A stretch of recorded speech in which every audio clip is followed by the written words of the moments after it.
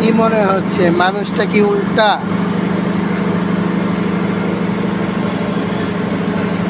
আপনি চাইলেও এরকম পাও করতে পারবেন? দেখেন তো, জীবনও না। দেখেছেন, চাইলেও করতে পারবেন না। ওর আরেকটা সুবিধা আছে, ও জিহ্বা আপনার নাকে টানতে পারে। আপনি পারবেন? তাও পারবেন না। দেখেছেন, ও একজন ম্যাজিক টেকনিশিয়ান।